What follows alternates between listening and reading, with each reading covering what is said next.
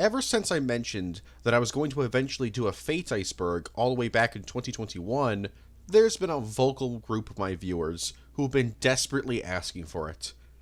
Sorry it's taken so long. The truth is, while I love the Fate franchise, and I've seen every single anime, except for the Studio Dean Unlimited Blade Works movie, and the Magic Girl subs franchise, it was actually kinda hard for me to make this iceberg due to the Fate franchise being extremely complicated. Also, I'm an anime-only guy, so I haven't read any of the manga, light novels, or visual novels. So keep that in mind while watching this video. One final thing before I begin this video, I'm going to try my hardest here, but I am 100% going to mispronounce some words, names, and places in this video. If that annoys you, I don't know what to tell you. I'm really sorry, I'm trying my hardest, but I mean, if you've seen my other content, you know that I suck at speaking. With all that being said, let's begin. The animes. Being such a massive franchise, the Fate franchise has had several anime series and films. There's Fate Stay Night, done by Studio Dean, which aired from January 2006 to June of the same year. They also released a Fate Stay Night Unlimited Blade Works film. In January 2010, there was Fate Stay Night Unlimited Blade Works, done by Ufotable, which aired from October 2014 to June 2015. There's also the Fate Stay Night Heaven's Feel film trilogy, also done by Ufotable, which released from October 2017 to August 2020. There's Fate Zero, done by Ufotable, which aired from October 2011 to June 20... I wrote June 2022 in the script. I don't think the show's been going on for a decade. It ended in June 2012. There's Fate Apocrypha, done by A1 Pictures, which aired from July 2017 to December of that year. There's Fate's Extra Last Encore, done by Studio Shaft, which aired from January 2018 to July of the same year. There's Lord El-Melloi's second, Case Files Rail Zeppelin Grace Note, done by Troika, which aired from July 2019 to September of the same year, plus two specials in December 2018 and December 2021. There's Fate Grand Order Absolute Demonic Front Babylonia, done by Cloverworks, which aired from October 2019 to March 2020. And finally, the last main Fate anime are the Grand Order films, like First Order, which was released in December 2014, Final Singularity Grand Temple of Time Solomon in July 2021, and the two-part Camelot film released in December 2020 and May 2021. There's also the side anime, like Today's Menu for the Emiya Family, which aired from January 2018 to January 2019, and there's the Magic Girl sub-franchise, called Fate Collide Linear Prisma Ilia, which I'll go further into detail about later. It ran from July 2013 to May 2021, though another project in the series has been confirmed, so actually it's not done yet. There's also a Fate Strange Fake film being made by A1 Pictures titled Fate Strange Fake Whispers of Dawn, which is airing sometime in 2023. This could be a tease for a potential show, but we don't really know much about it at the moment. I'm recording this in December of 2022, so... The Ilia route. In the original Fate Stay Night visual novel, Ilia was going to be given a route much like Artoria, Rin, and Sakura. Her route was going to originate in the Sakura route. Originally, on the 9th day, Shiru would have the option of becoming Ilia's hero instead of Sakura. This would lead to an entire route about her. This would have made the game extremely long, and so Type Moon considered making two games, Fate Stay Night and Fate Other Night. The first game having Artoria and Rin's routes, while Other Night would have Sakura and Ilia's routes. This was scrapped, though, because they deemed the plan far too expensive, and so they decided to scrap the Ilia route and incorporate elements of it into the Sakura route. The Nasuverse. The Fate franchise is massive, but it's actually even bigger than most people think. Fate is part of an even bigger franchise known as the Nasuverse. Although this is actually just a fan term for the franchise, technically it doesn't have a name, it's just referred to as the Type Moon universe. But I'm just going to call it the Nasuverse. This franchise consists of various other series, including The Garden of Sinners, Witch on the Holy Night, Angel Notes, Sukiheim, and Coral of the Moon. Each of these franchises are very different with very different themes, characters, and locations. However, they all share the same lore, kinda, meaning that they're all canon to each other, kinda, via parallel worlds. For example, Shiryu exists in the main Fate continuity, and it's very likely that the same Shiryu exists in the Garden of Sinners continuity. But they're not the same character. Think of it like a multiverse, because that's basically what it is. But normally you're not going to have major characters appear in multiple franchises. Probably the most notable character who's done the most crossovers, Tuko Aozaki, who originates from the Garden of Sinners continuity. She was a major ally in that series, was the main antagonist of Witch on the Holy Night, was a supporting character in Lord L, and even made a cameo appearance in the final Heaven's Feel film. An alternate universe version of her even shows up in Fate Extra. Also, Shiki, the main protagonist of Garden of Sinners, appears as a guest character in Fate Extra as well, and as a playable servant in Fate Grand Order, only available during a limited time event. If this all sounds confusing, I'm really sorry, I'm just trying to simplify this parallel world lore. I say it's like a multiverse, but it's also like kinda not like one, like they're all canon to it. It's weird. Official English release. Despite the Fate franchise being pretty well known in North America and Europe, the original Fate Stay Night visual novel has never been officially released in either continent. This is weird because various other major Fate games have been released in the West, including Fate Extra, Fate Extelia, Fate Grand Order, and Fate Unlimited Codes. Even the fighting game Melty Blood Type Lumina, a fighting game set in the Nasuverse, which features Saber as a guest fighter, was released in the West. As of me recording this, in December 2022, Type Moon has yet to come out and explain why they haven't released the game in the West. The leading theory is that the license for the original game is extremely expensive, and no visual novel translation company wants to touch the game for that reason.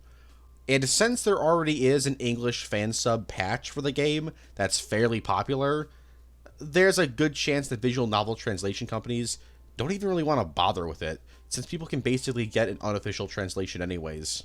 It's possible that one day Fate Stay Night could get an official English release, but it's not very likely. Swapping genders. The Fate franchise is very well known for having fictional versions of historical figures and characters from myths and legends. However, a decent chunk of these characters from history and fiction have actually been gender swapped in the Fate universe. Usually in the Fate universe, they were their actual gender in-universe, but when they're turned into a servant, that's when their genders swap. Usually, though. There's a few cases where that's not the case, most notably Nero, who in the Fate universe was always a woman. Anyways, for examples of gender swaps in the Fate universe, there's Nero, Jack the Ripper, Da Vinci? Francis Drake, Mordred, Frankenstein's monster, Okita Tsuji, Paul Bunyan, Minamoto no Raku, and Yushi Wakamaru. Now, why did they gender swap these characters? To sell stuff. I mean, it's kind of obvious. Figures, in-game currency, posters, games, and just general fan service. Though there are some actual in-universe reasons as to why some of these historical figures have had their gender swapped when they became a servant. For example, when Leonardo da Vinci is turned into a servant, his, or I guess her, appearance is based on the Mona Lisa, and he, or she, even states that they see the female form as perfection, which is why they take the form of the Mona Lisa. Other classes. In the Fate series, there's 7 standard classes that a servant can be. These are Saber, Lancer, Rider, Archer, Caster, Berserker, and Assassin. However, they're far from the only classes. There's Avenger, Ruler, Alter Ego, Moon Cancer, Foreigner, Pretender, Shielder, and Beast. The last 3, Pretender, Shielder, and Beast, being the most rare type of servants. The Beast class only consists of beings and entities that can't be controlled by a master, as they are literally calamities that will destroy human history unless stopped. Their very existence is a threat.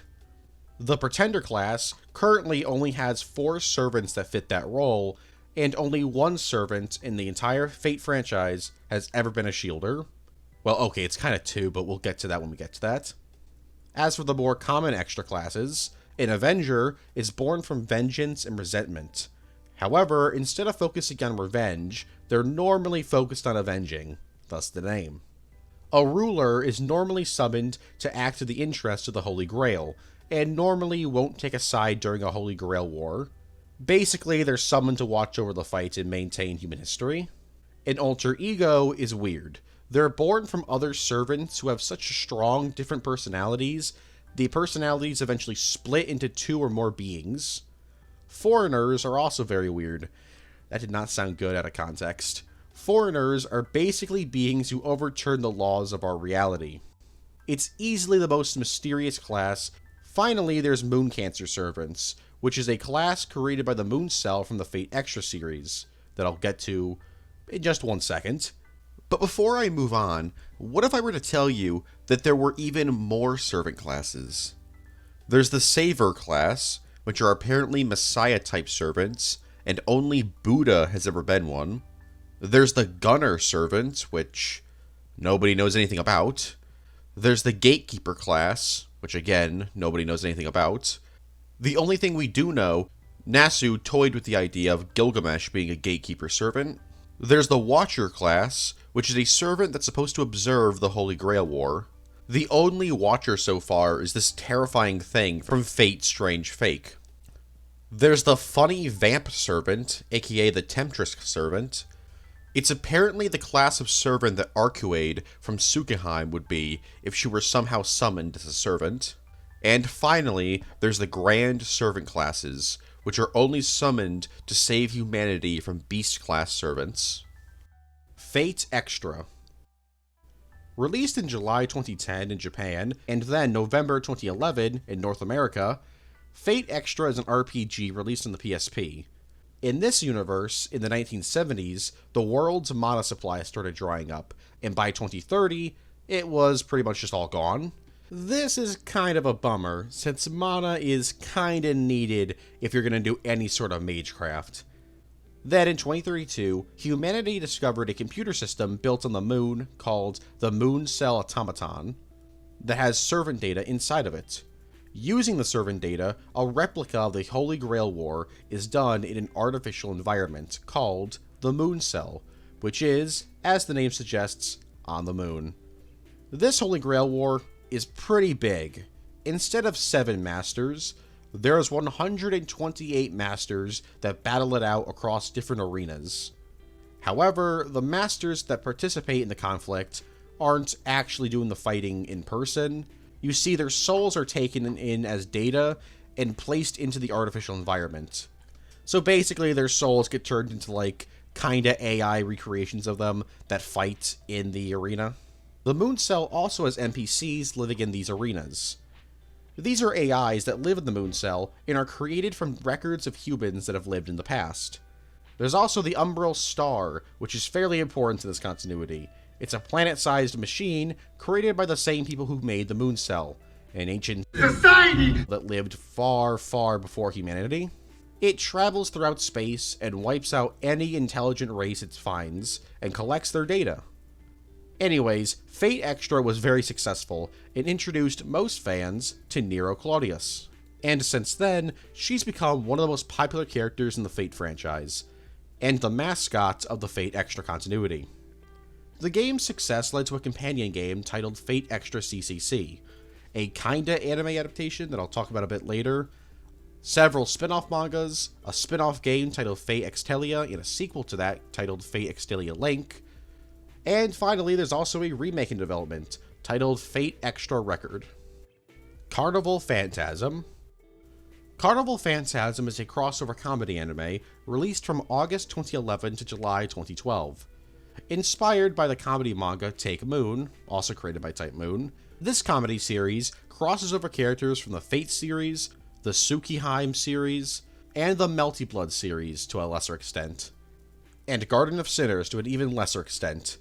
Seriously, only Shiki appears in the show, and she only shows up in a blink or you'll miss it cameo at the end of the 12th episode.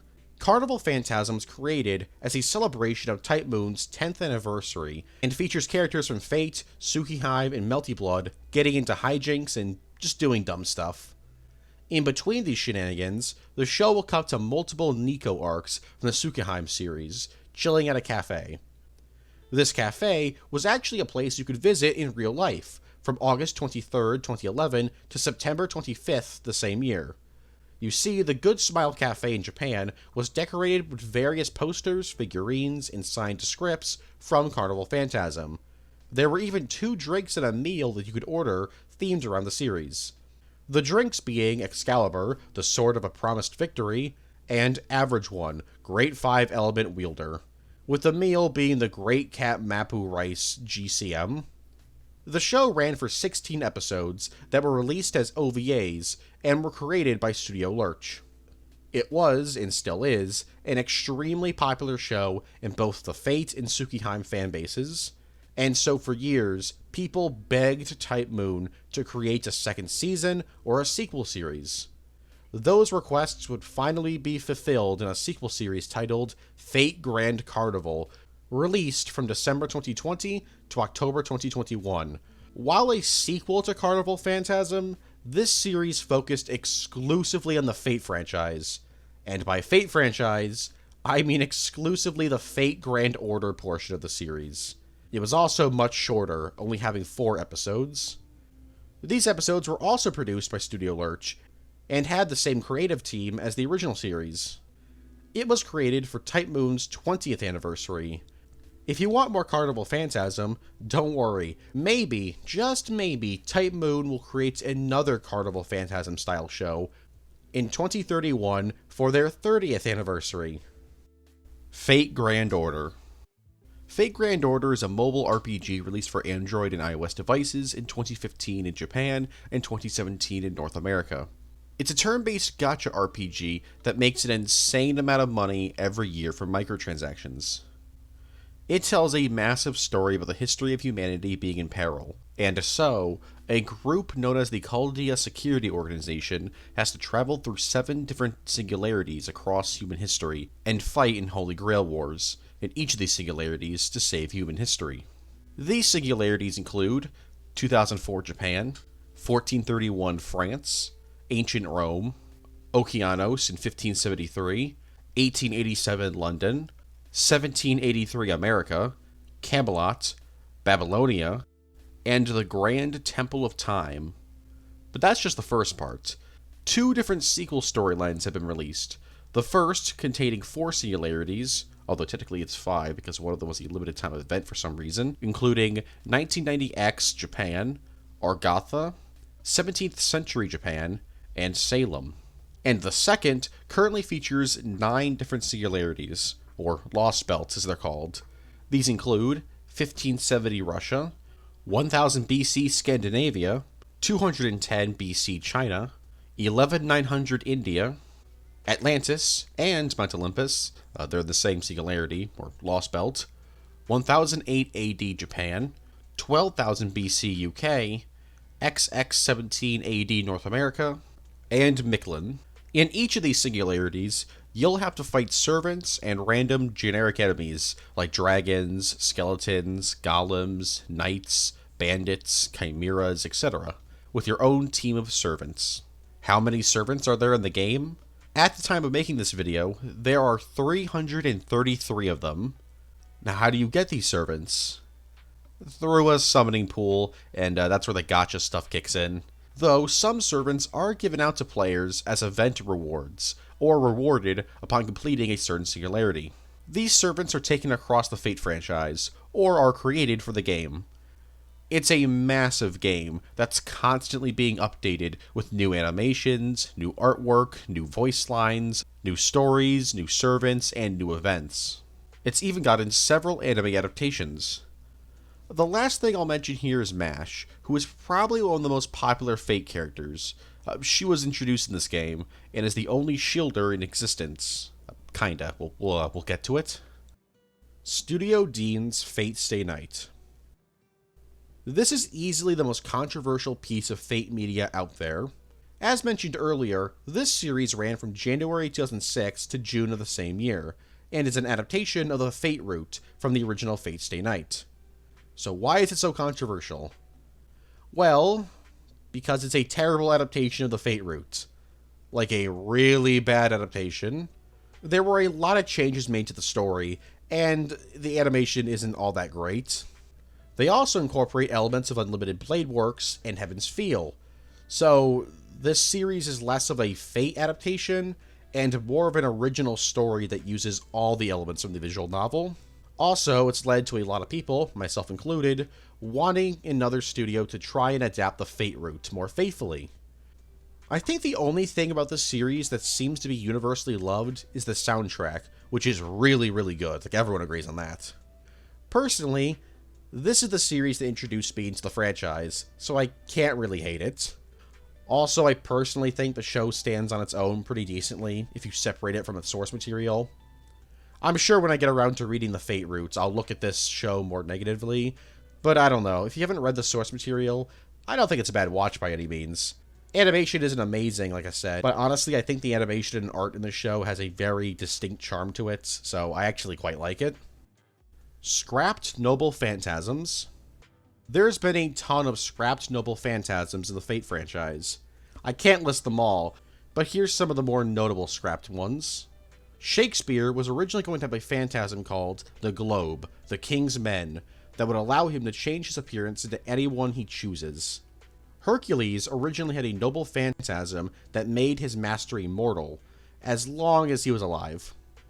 Atalanta originally had a noble phantasm called the 7 Arrows of the Big Dipper.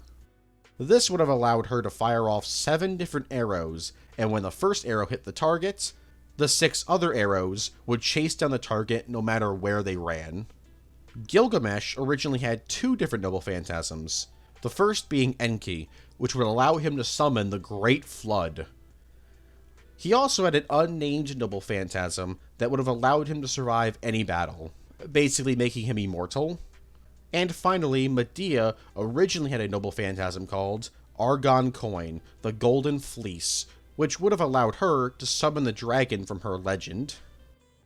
Today's menu for the Emiya family. This is a comedy manga that began being released in January 2016, and tells the story of an alternate reality where the Fifth Holy Grail War ended with nobody dying. That goes for the masters and servants, so now everyone just chills out and does slice of life stuff. It's a pretty popular series, and like I mentioned earlier, it got an anime adaptation that ran throughout 2018. It being a slice of life show, there's not really a lot of action in it. However, there is a ton of cooking. Like, it's borderline a cooking manga. But there's also a lot of comedy in there, so if you're not into cooking, there's the jokes, there's the goofs.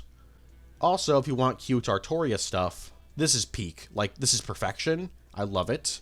Though honestly, while I love all the Saber stuff, especially since I'm a massive Shiro and Artoria shipper, I do love the friendship between Taiga and the Giga Chad. That is, Cuculain. Would honestly read or watch an entire series just about these two hanging out. There's not really much else for me to say about this series. It's still ongoing, so if it sounds interesting to you, go check it out. Scrapped servants. There's been plenty of servants that have been scrapped from certain projects in the Fate franchise. For example, in Fate Extra CCC, Suzuka Gozen and Florence Nightingale were both going to make an appearance. Suzuka was scrapped due to the game's development running late. Nightingale had a similar fate, as she was cut for time. For Fate Apocrypha, King David, Sakata Kintoki, Musashibo Benkei, and St. George were all scrapped. Kintoki was scrapped because if he was added into the story, he would have been part of the Red faction, and would be far too moral to work with them. He would have also been the 3rd Berserker in the story, and that's way too much Berserk. A similar thing happened with Benkei, because he would have also been the 3rd Lancer in the story. St. George was scrapped because he would have been the 3rd Christian saint in the story. And finally, King David was scrapped because George was scrapped. You see, George was replaced with Achilles, so David was removed so they could introduce Chiron, Achilles' rival. There were also a ton of scrapped servants for Fate Stay Night's original draft, which later became Fate Prototype, so I won't talk about them here. I'll talk about them in Fate Prototype, which I'll talk about in a second. Though, Fate Stay Night did have one scrapped servant we know about, named the Stray Servant, which I'll talk about a bit later. Fate Grand Order First Order. When people think of the films in the Fate franchise, they'll normally think of either the Heaven's Feel films, the 3 other Grand Order films, or the Magic Girl films. There's actually one more Fate film that people tend to forget about, that being Fate Grand Order First Order. First airing on December 31st, 2016, First Order is an adaptation of the prologue of Grand Order.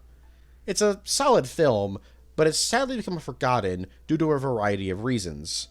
First, it's a made-for-TV film. The second being that it's the only major Fate project done by Studio Leydus. Third, it's an adaptation of the most simple and boring chapter of Grand Order. And the fourth reason is when Grand Order began getting more adaptations in the form of the 2 Camelot films, the Solomon film, and the Babylonia anime, none of them acknowledged the fact this film even existed. I think it's a shame that this film was forgotten about, not just because I think it's a pretty solid film, but because there's actually some unique elements in this movie that I'll talk about a bit later, because I feel like they deserve their own spot in the iceberg. Elia's age. So here's Elia from Fate Stay Night. If I asked you what her age was, what would you say? 10? 8? 12? Well, no. In classic anime fashion, Elia is actually 18 years old. How? Well, in Fate Zero, the prequel to Stay Night, she's 8 years old.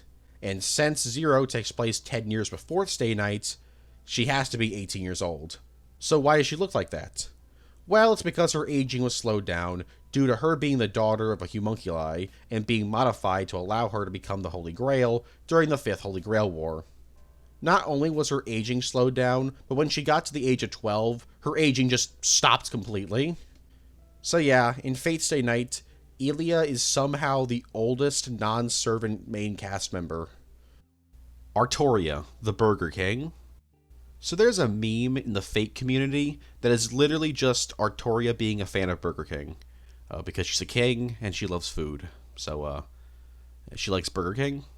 The Twitter account Saber says, rest in peace, even got the English voice actress for Artoria to give a little joke speech at a Burger King.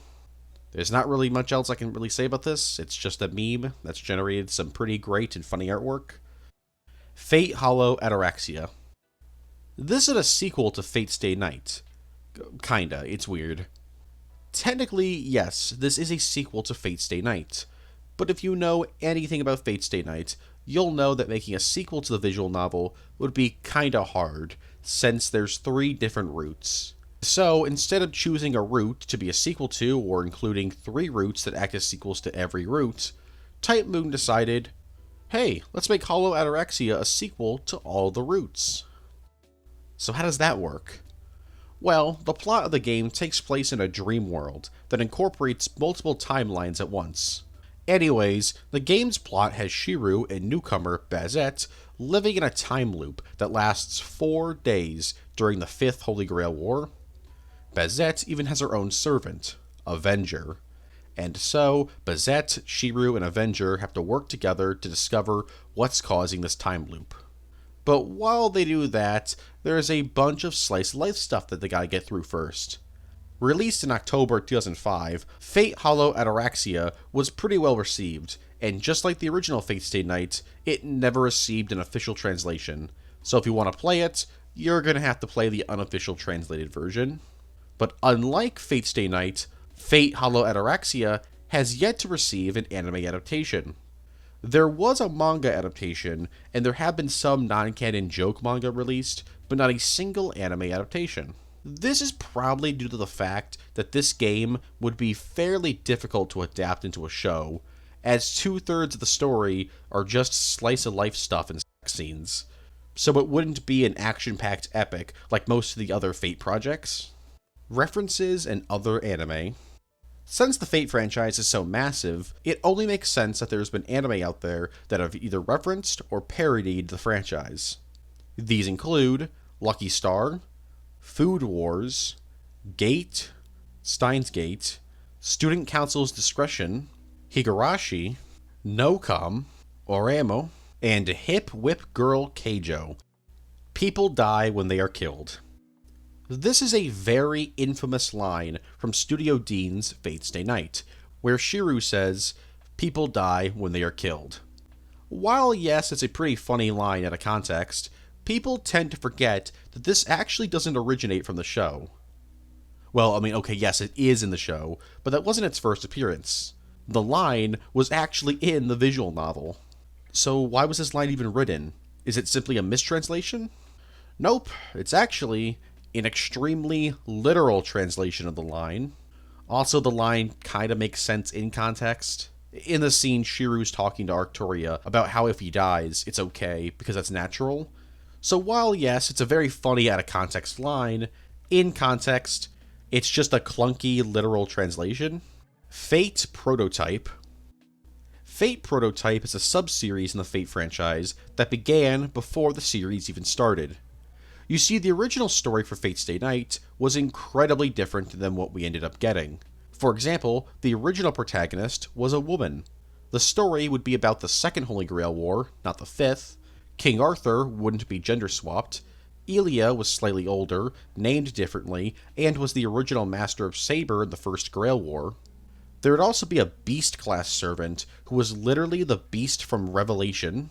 And the rest of the servants were going to be completely different, for the most part. Like, instead of Medusa being Ryder, Ryder would have been Perseus.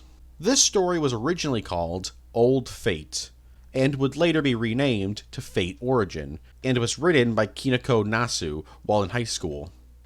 It was originally going to be a novel, but was scrapped and reimagined as a visual novel. And eventually, we got Fate Stay Night, which, as I mentioned earlier, was very different from Fate Origin. But now you might be curious, why is this entry called Fate Prototype instead of Fate Origin? Well, it's because in 2011, an animation was created based on Fate Origin, called Fate Prototype. It's a sort of trailer for a hypothetical Fate Prototype anime that was never actually created. This was created for Type Moon's 10th anniversary, and since then has spun off into its own series. Releasing from September 2014 to April 2017, a 5-part light novel series titled Fate Prototype Fragments of Sky Silver was released. This series was a prequel to the animation and tells the story of the First Holy Grail War, which takes place in Tokyo in 1991. This series was adapted into several audio drama CDs, and characters for the animation have appeared in Fate Grand Order. Though, funny enough, despite there being an entire prequel novel series, several drama CDs, and several art books, the original story of Fate Origin has never been told in any form of media. It's like if A New Hope was never released, and only a trailer for it existed, and then the prequel films came out, but only in a novel format. Satyr. In 2007, an unofficial Fate Stay Night magazine was released by a Chinese company that included a figure of Saber. This figure was modeled off of a figure from 2005 by the company Clays. In order to avoid potential lawsuits, the Chinese company that released this magazine and figure needed to make it look different enough. So enter Satyr. Yeah. Because of how awful this figure is, Satyr became a huge meme in the early Fate fanbase. While Satyr isn't exactly the biggest Fate meme anymore, Satyr will live on in the hearts of those who know her. Padaru Padaru. In Fate Extra, there's a brief scene where Nero, dressed up as Santa Claus, get it, Claudius Claus? Anyways, she walks in singing a parody of Jingle Bells, and she ends this little tune with Padaru Padaru. Apparently that's supposed to be like the sound of reindeer hooves. That would be it for quite a while, until around 2017, when memes and remixed versions of the scene began going viral. And since then, every December, the internet is flooded with Padaru Padaru images and videos. References and other games. Again, with the Fate series being such a massive franchise, it's not really much of a surprise that a lot of video games out there have either referenced or crossed over with the Fate series. These include Danganronpa, Steins Gate, Monster Hunter G, The Alchemist Code, Valkyrie Connect, Twinkle Crusaders, Phantasy Star Online 2, Nitro Plus Blasters Heroines Infinite Duel, Hortensia Saga, Puzzles and Dragons, and Chevalier Saga Tactics. Lord El-Melloi II Case Files. This is a light novel series written by Makata Sada that serves as a semi-sequel to Fate Zero. It takes place 10 years after Fate Zero and tells various stories involving Waver, now in charge of the Department of Modern Magecraft in London, investigating magic mysteries with the help from his students and his apprentice Gray, who is a distant descendant of King Arthur. Well, kinda, not really. Waver thought she was related to King Arthur, but she's probably not. Turns out that Gray's family was instead magically imprinted with the essence of King Arthur's physical body, and that's why she looks like King Arthur. It's very weird, but I mean it's Fate, so weird is kind of the norm. Anyways, this light novel series went on for 10 different volumes from December 2014 to May 2019. It would then receive a sequel series titled The Adventures of Lord El-Melloi II. This series is set 3 years after the original series, which means that it also takes place after Fate Stay Night, which means that characters like Reen and, well, no, just Reen, show up. And before you ask, which route of Fate Stay Night does this novel series take place after? The answer is all of them, and none of them. Yeah, it takes place after a theoretical fourth route that combines aspects about all three of the routes. Hey, wait a second.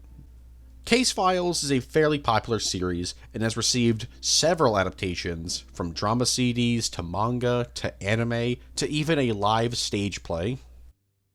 Fate Collide Linear Prism Ilia. Fate Collide Linear Prisma Ilia is a Magic Girl series set in a different timeline, where Ilia is the protagonist, and is your standard elementary school student by day, and Magic Girl by day and night, I guess. She's not like a werewolf. It's like she can become a magic girl whenever.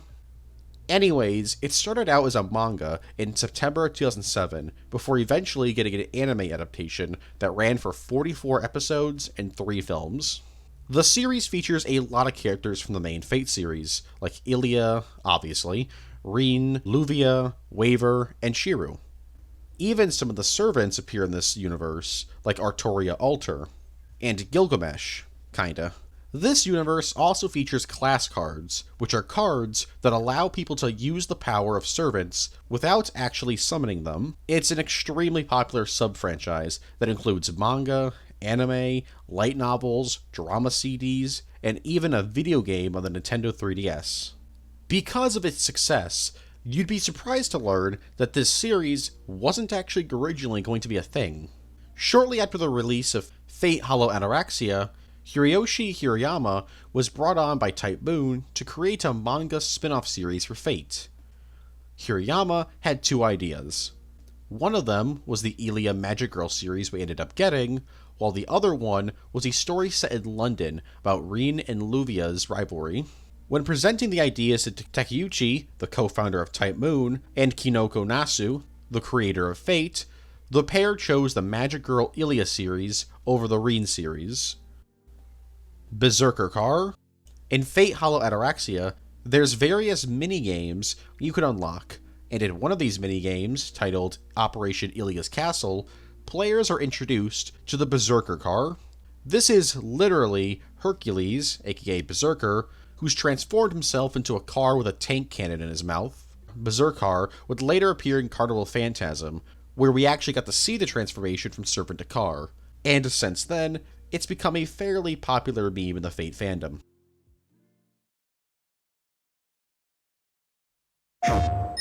開幕を告げよう。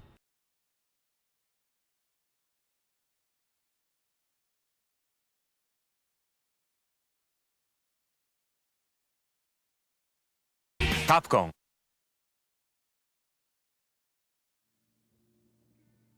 A million different Artorias. So there's quite a few heroic spirits who could be summoned as various different servant classes. For example, Gilgamesh could be summoned in as an archer and a caster. However, that doesn't mean that they're the same person. Sure, they're based on the same heroic spirit, but when heroic spirits are summoned as certain classes, their personalities will change. Just going off Gilgamesh, Archer Gilgamesh is very selfish and narcissistic, putting himself before pretty much everyone else. Meanwhile, his caster form is far more kind. Still very serious and thinks very highly of himself, but he genuinely does care for others and is extremely wise. Usually, when a heroic spirit can be summoned as a different servant class, there's really only like 2 or 3 options for them at most. That is except for Artoria, who has found her way into nearly every single servant class. There's her saber form, her lancer form, her caster form, her ruler form, her archer form, her assassin form, and her foreigner form. There's even Saber Lily, who is just Artoria as a kid, summoned as a saber. But then there's all the alter versions of her, like her alter saber form, her alter lancer form, her alter rider form, her alter Santa Claus rider form, her alter foreigner form, and technically, you could even say that King Arthur is just another form of her. That's 15 different versions of her, and keep in mind, all of these forms have different personalities. No other servant has nearly this many forms, probably because Artoria is the mascot of the franchise. Astolfo's gender. So Astolfo's gender is something of a debate. Or was a debate. I guess still is a debate to some people. For a little while, it was debated on whether or not he was a guy or a girl. Maybe non-binary, maybe gender fluid.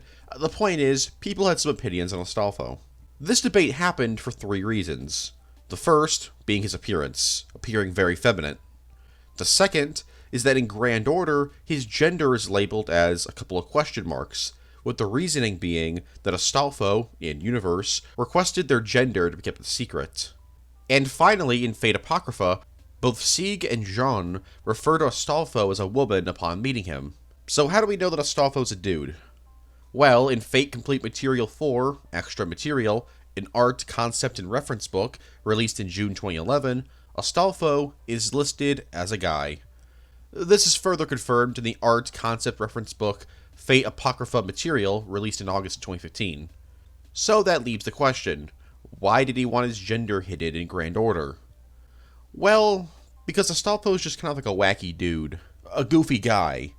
I mean, in a Fate Apocrypha, when Jean finds out that he's a dude, he finds it pretty funny. Side note, Astolfo is a confirmed bisexual, and it's always epic to see some bi rep in media. Nintendo DS fan port. Being a visual novel, the original Fate Stay Night can be ported to a variety of consoles. Officially, it was ported to the PlayStation 2 in 2007, the PlayStation Vita in 2012, and iOS Android devices in 2015. Even Hollow Anorexia received a PlayStation Vita port in 2014. However, fans have been able to get the original visual novel running on multiple consoles, like the Nintendo Switch. However, the most well-known fan ports of Fate Stay Night has to be the Nintendo DS fan port. I don't think this port was ever finished officially. However, you can play the demo of it. Pseudo-servant. This is a form of servant that's actually just a combination of 2 people. One half is a divine spirit or heroic spirit that normally can't become servants. And so, to become servants, they manifest with human bodies taken from other people in the Nasuverse. But it can't just be anyone. The human host has to have a similar personality and mentality to the hero or divine spirit. And they have to somewhat know how to use magecraft. There are some cases where the divine or heroic spirit doesn't actually match with the host's personality, but that's pretty rare.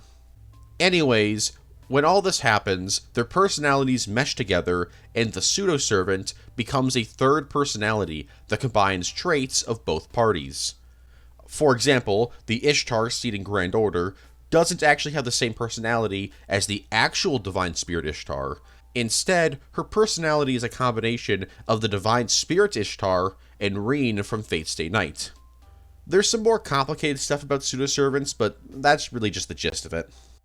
First Order's cameos. In Fate Grand Order First Order, there's 2 characters who make extremely small cameos. The first is the female version of Ritsuka, though I guess in this continuity that's not actually her name. For those that don't know, in Grand Order, you can either play as a guy or a girl, and they both have the same name, Ritsuka. Despite Grand Order having the option to play as a male or a female, in every single anime adaptation of Grand Order, the male version of Ritsuka has been the one used. Besides Fate Carnival Phantasm, that's the exception.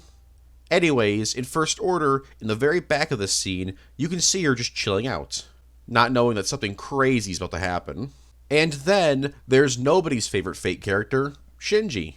An alternate universe version of him can be seen in the film, having been turned to stone due to Medusa. Medusa even crushes his statued body, killing him. Or I guess, super killing him. I'd say rest in peace, but Shinji's a very bad dude, so I'm glad he's dead. BBB. Originally, in Fate Extra CCC, there is going to be a boss fight in Chapter 3 that would have had you facing off against BBB, an enormous, Gundam-sized mecha that was originally designed as being cobbled together from the arena around it. But it was eventually redesigned to just look like BB. Despite it being scrapped from the game, BBB actually does exist in the Fate Extra universe, as it's mentioned that Pashuplip destroyed it. Despite being scrapped from the game, BBB would eventually see the light of day. Kinda.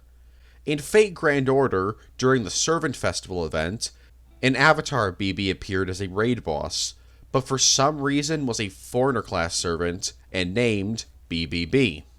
It's not actually intended to be the enormous Gundam-sized mecha BBB, but it's a neat little reference. Fate Unlimited Codes. Developed by Aiding, Fate Unlimited Codes is a fighting game released in December 2008 in Japan and North America in September 2009. This is one of the only Fate fighting games out there, and is primarily based on the original Fate Stay Night, though there are a few characters from Hollow Ataraxia and Zero thrown in there. It features all the servants from Fate Stay Night, well, all of them except for True Assassin, along with Shiru, Rin, Sakura, and Luvia, with Bazette, Saber Alter, Lesrit, and Lancer from Fate Zero being secret unlockable characters. Saber Lily's here too, but she's not actually her own character, she's a secret skin for Artoria. As for the game's story, it doesn't really feature a story mode. Each character has their own story in the arcade mode, but there's not an ongoing story like a modern Mortal Kombat or Tekken game. The game was pretty popular at the time, and was released on both the PlayStation 2 and the PSP. I actually own a copy of the game. Not the English release, however, because it was only released in the US digitally on the PSP, and that's no longer an option. Despite its critical and financial success, there is yet to be another Fate fighting game, which I think is extremely weird. The Fate series is perfect for that genre, but for some reason nobody's made another one. The roster is right there, just have all the servants from the original Stay Night, throw in some Fate Zero, Fate Apocrypha, and Fate Extra servants, and then I don't know, MASH, Ishtar, Leonardo da Vinci, and Solomon from Grand Order.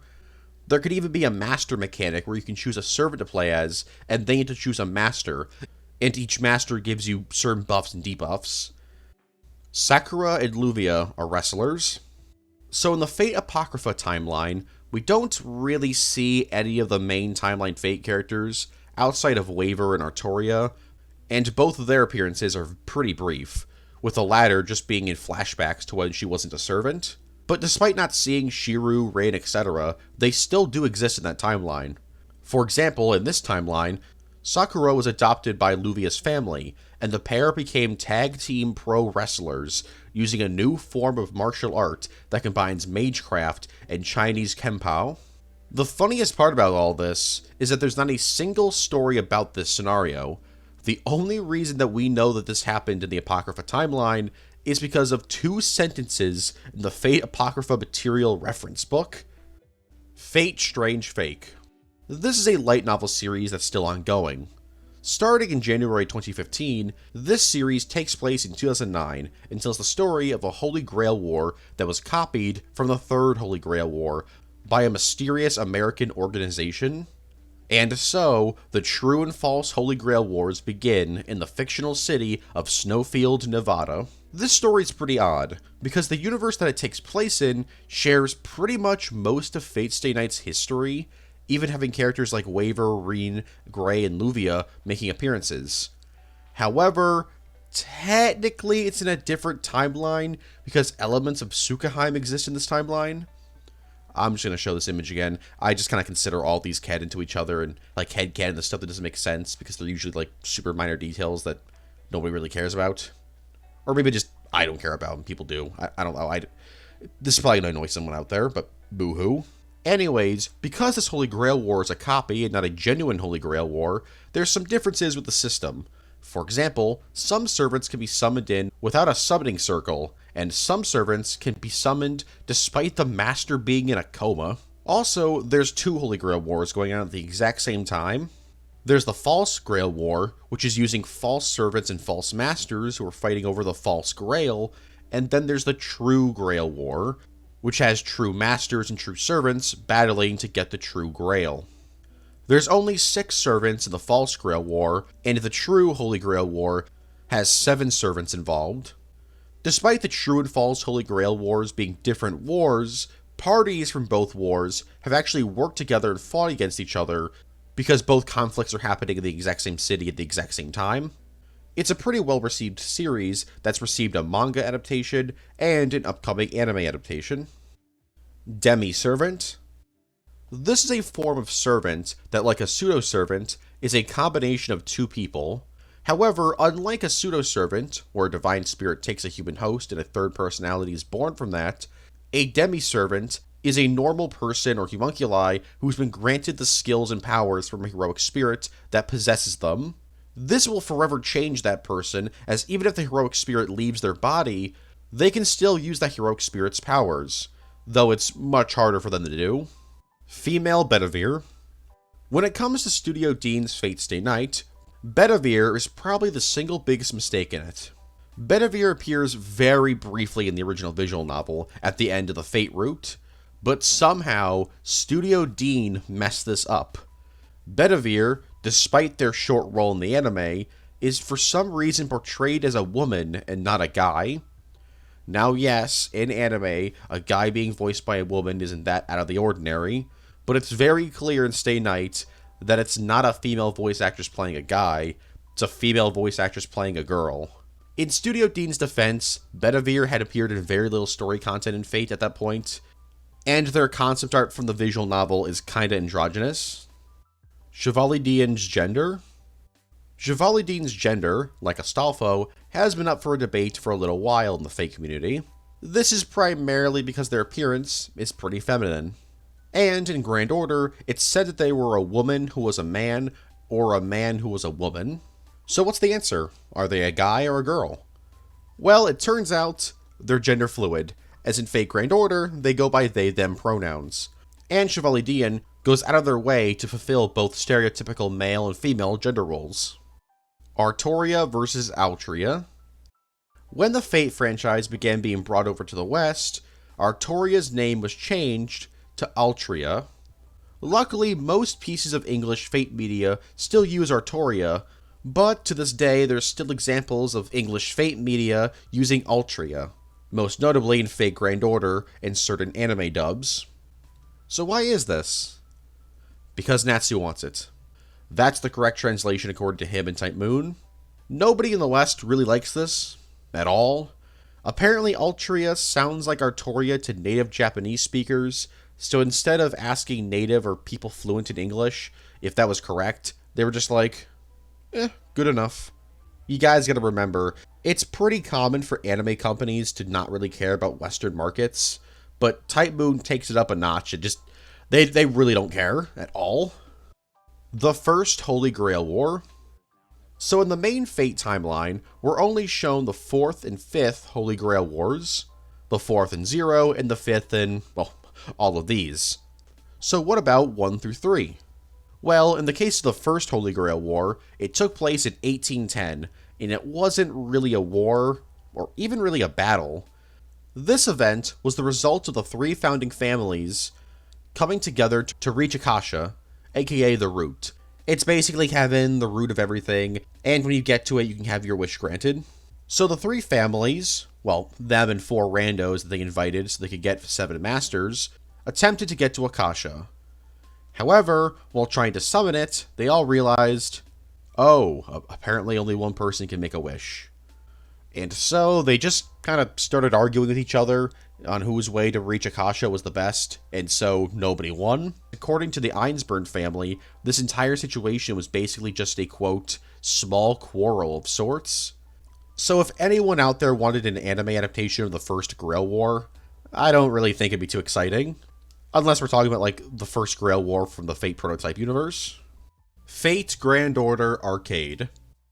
Released exclusively in Japanese arcades in July 2018, Fate Grand Order Arcade is really weird.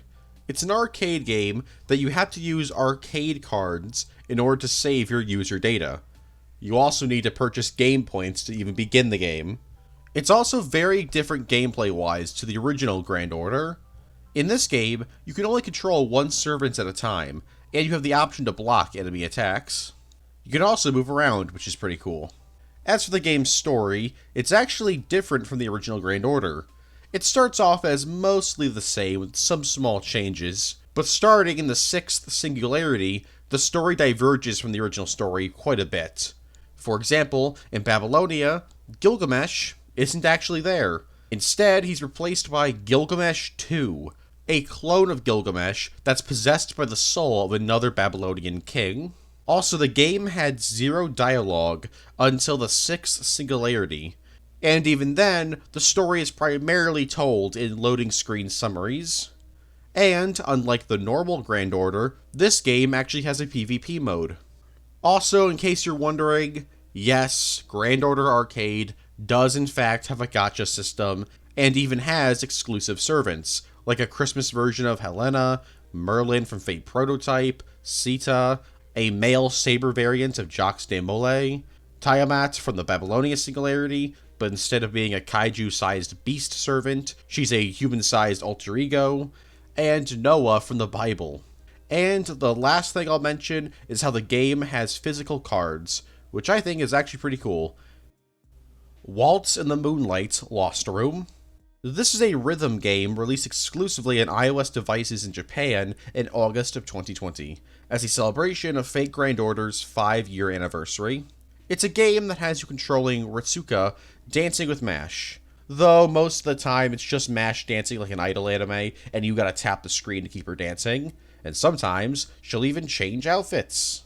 There was also an album released containing all the music from the game.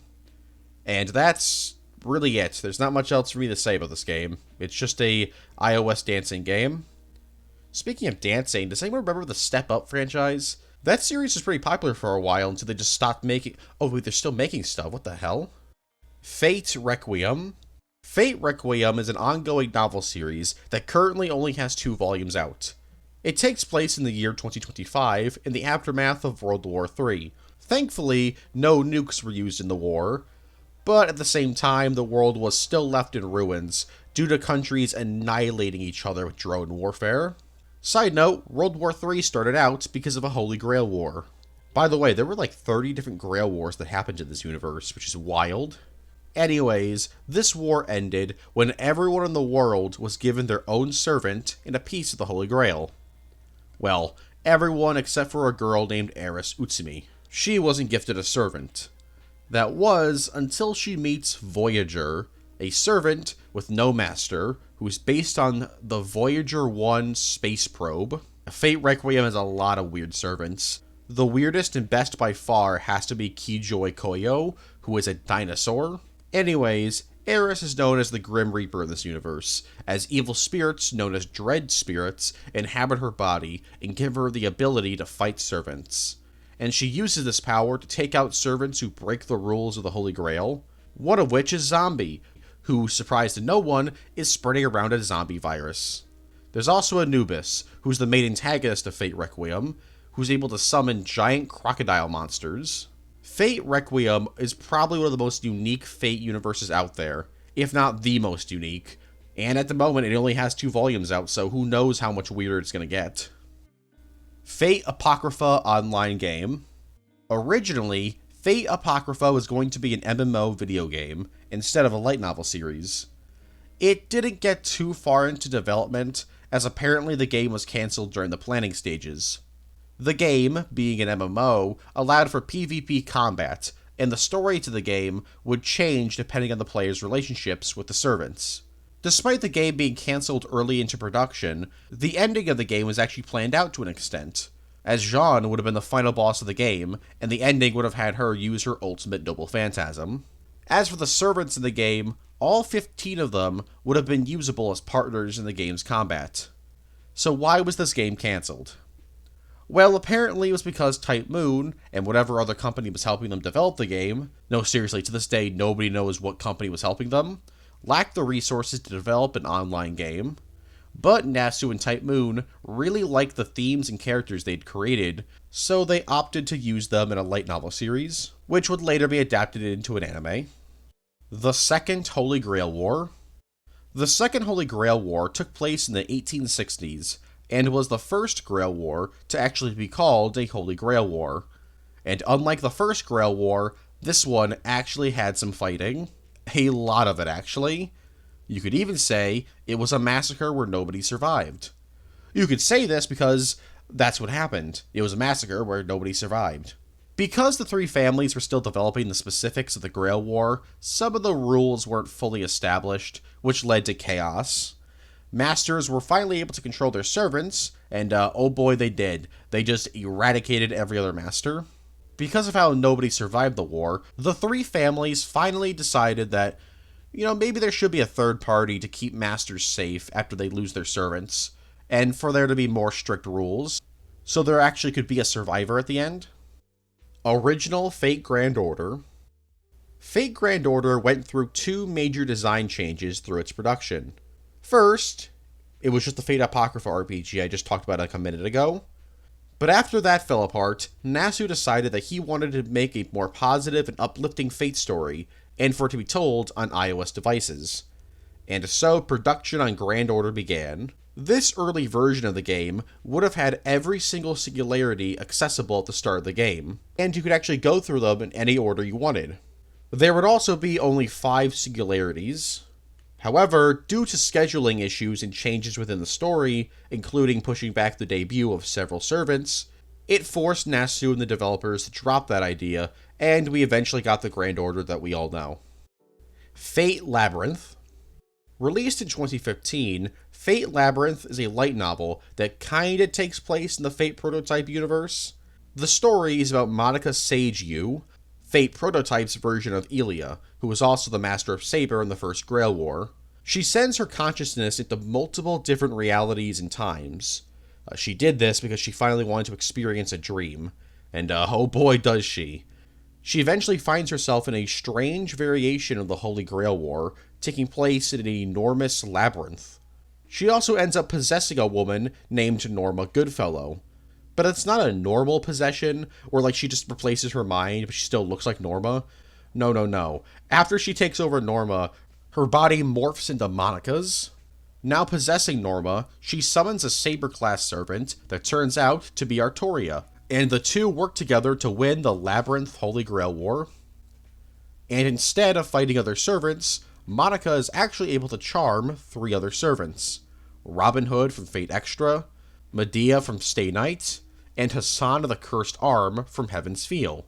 And the 5 of them team up to fight bosses that live in the labyrinth. However, while this happens, Monica is eventually transported back to her own timeline, and so Norma wakes up, and when she sees all these servants and bosses, she's pretty spooked. She also meets Gray eventually, who just kind of shows up. Overall, it's a book that doesn't really get a whole lot of attention. It hasn't even received a manga adaptation, which is pretty surprising. Fate Sells History. Upon release of Fate Grand Order, Japanese players began to really take interest in the history of various historical and mythical figures across the globe. For example, in the same month that Akada Aizu was introduced into Fate Grand Order, his biography was sold out, causing the publisher of the book to reprint it twice in a single month. Because of this, some publishers and bookstores have actually used Fate Grand Order to sell their books. For example, some publishers and bookstores actually sell their books with illustrations of the Fate versions of the characters featured in the books, like Dracula, Frankenstein's monster, Jekyll and Hyde, etc. While it's cool to see more people get into history, I can't help but feel that some people are going to be disappointed to learn that their favorite big boob waifu wasn't actually that in real life. Little Hassan in Fate Zero. In Hassan of the 100 Faces interlude in Fate Grand Order, you'll meet a character the game just refers to as Little Hassan. It's a kid personality that Hassan of the Hundred Faces doesn't actually use anymore, since she's unfit to be a servant, and so she's allowed to live the rest of her life, I guess? I'm gonna call it life, just doing kid stuff. Many believed that this character was created for the game, and while that's technically true, the idea of a child personality being in Hassan of the Hundred Faces wasn't actually created for the game. Instead, it was created for Fate Zero. Originally in Fate Zero, Hassan was going to have a subplot involving this child personality getting separated from the other personalities and forgetting her identity, which would lead to her being taken in by Waver after thinking that she was one of Castor's victims. Iskander would know what this little girl was, but would keep his mouth shut out of respect for Waver. They bond and become friends until Kotamai uses a command spell to make all the Hassans attack Iskander, which would make her regain her memory and attack, resulting in her dying. It's unknown why this subplot was scrapped. If I had to guess, maybe they didn't want a character to get in the way of the Waver and Iskander stuff.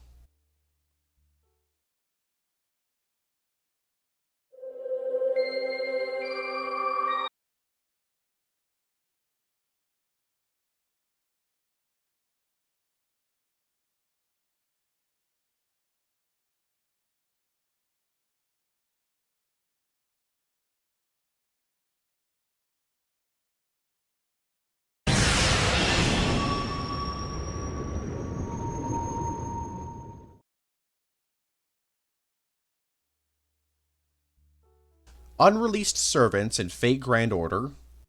Fun fact, when I started gathering entries for this video in early 2022, I had originally planned on talking about Roland, as he appears in Astolfo's interlude, but wasn't actually playable in the game.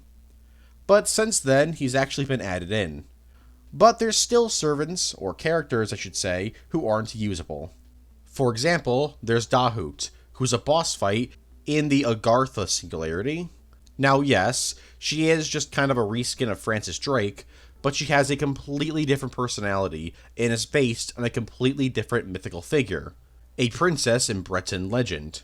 Sadly, it's not likely that she'll ever be added into the game as a playable servant. Some dude on the Grand Order wiki says that Japanese fans don't like her because she apparently taints Francis Drake's character. I don't get it. Maybe he's wrong, I have no idea, I don't know where he's getting this information from. Then there's Hercules Megalos, who also appears in the Agartha Singularity. This dude is just a variant of Hercules.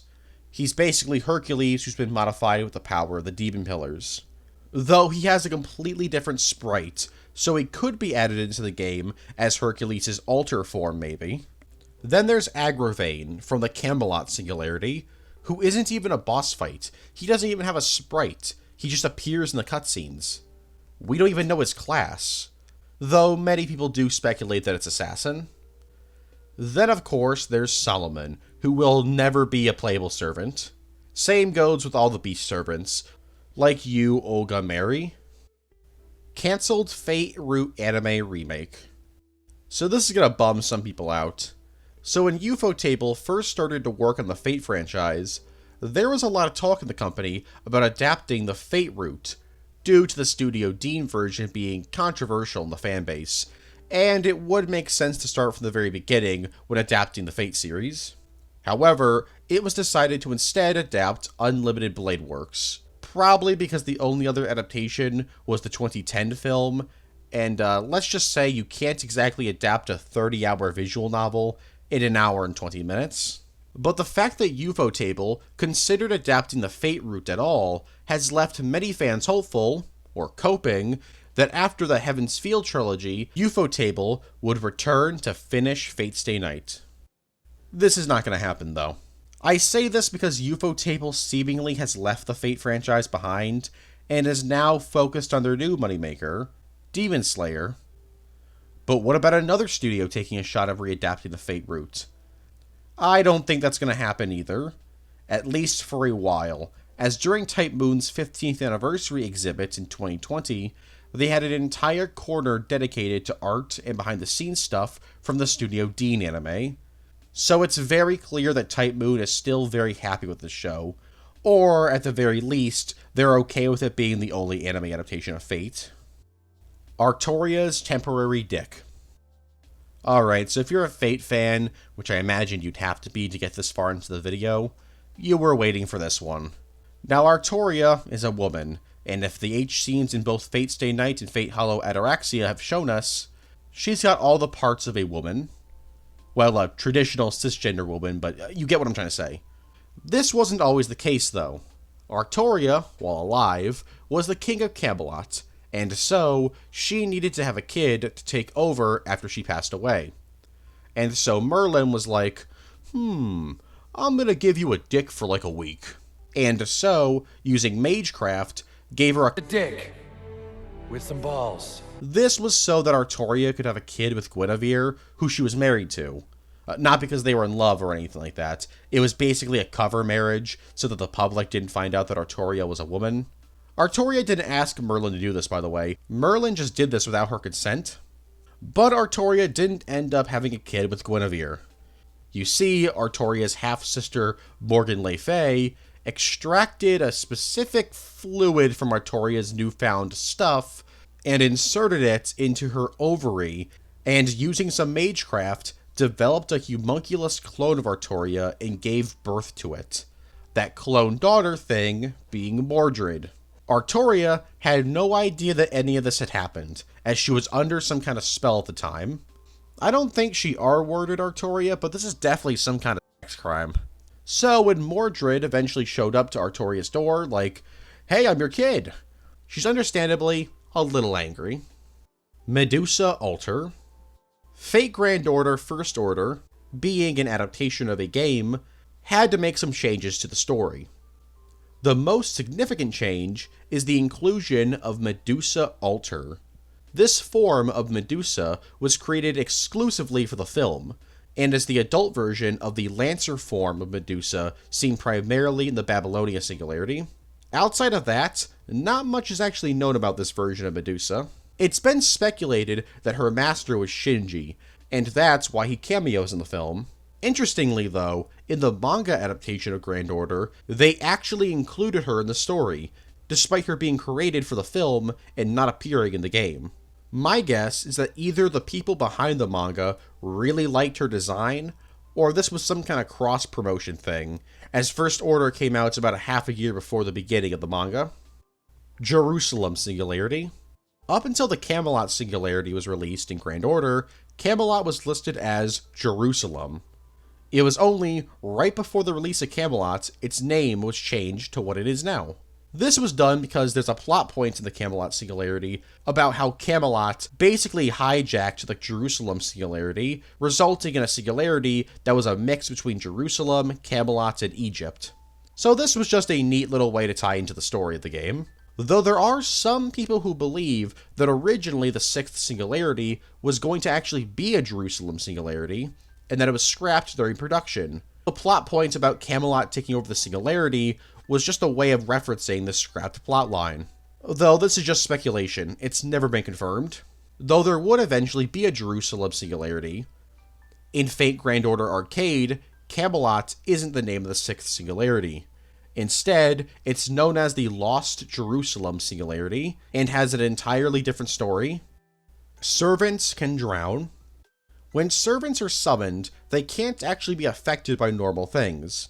For example, if something extremely heavy falls on them, like a car, it won't kill them, nor will it usually even stun them. The same goes with modern-day firearms and knives, as they're just useless against servants. The only way for a servant to be killed is to be killed by a servant. Except that's actually not true. It's true for the most part, but servants can actually technically die in one other way, and that's drowning. Now, servants don't actually need air to breathe, so how would they die from drowning? Well, it's because they have memories of being able to drown when they were just a normal person. And after spending enough time underwater, they can trick themselves into suffocating. This is mentioned in the 4th volume of Fate Prototype Fragments of Sky Silver. I don't think there's been any servant that's actually ever drowned in a story, but it technically could happen. Eshkagal's reason for existing. During production of Fate Grand Order, Ishtar originally looked very different, looking exactly like her sister, Ereshkigal. Nasu really liked this design, but for whatever reason, it was decided to redo Ishtar's design, which eventually led to the design we got. But because Nasu really liked the design, Babylonia was rewritten to include a new character who used this design. This ended up being Ereshkigal, and because this was such a last-second addition to the game, you never actually fight her in her servant form. It's always this generic enemy ghost form. This is because they literally didn't have a sprite for her and didn't have time to create one, along with recording voice lines and making attack animations. She would eventually become a usable servant in the game, but it was well after the release of Babylonia. Fate Grand Order VR. Released in Japan digitally in December 2017 and digitally in the United States in February 2019 on the PS4, developed by Delightworks, Fate Grand Order is a short VR experience where you can interact with MASH and Artoria in short scenes. You get to eat with Artoria, you get to watch MASH do yoga in her servant outfit, you can be murdered by MASH, you can watch MASH play on a jungle gym or something, you can watch her dance, have a squirt gun fight with Artoria, and watch Artoria fight a dragon. If you wanted to play this game for whatever reason, I'm sorry to inform you that it's going to be very, very hard for you, as the game was actually delisted from stores worldwide sometime in early 2021, and since this game never received a physical release, you can't play it anymore unless you had already downloaded it. Fate Extra Last Encore is a sequel. Weirdly enough, out of all 5 of the main Fate series, Stay Night, Zero, Extra, Grand Order, and Apocrypha, only Extra has yet to receive an anime adaptation. Now some may argue that that's actually not true, and that in 2018, Studio Shaft created an adaptation of Fate Extra. Well, that's not actually true. Fate Extra Last Encore is actually a sequel to Fate Extra and takes place 1,000 years after the events of the game. The Holy Grail War has been going on for 1,000 years, and there's only 100,000 people left on Earth. Hakuno, the protagonist of Fate Extra, is once again the protagonist in this story. Except not really. The Hakuno in this show is a dead face, a rare phenomenon that's basically a digital ghost that knows nothing but hatred. So the original Hakuno is dead. But if you've played Fate Extra, you know that they don't die at the end of the game. So what's going on? Well, Last Encore is a sequel to Fate Extra. If, in Fate Extra, you play as a female Hakuno, choose Nero, and die during the final boss fight. So yeah, Last Encore is a sequel to an extremely specific scenario in Fate Extra. The Fate Grand Order Datamine. When Fate Grand Order dropped in 2015, Fate fans were excited to play this massive new part to the franchise, ready for the twists and turns it'd take them on. They were so excited that they datamined the game and found every single servant that was planned to be in the game from day one. And so, every time a new update dropped, players would datamine the game and spoil who'd eventually be added into the game. This really ticked the developers off.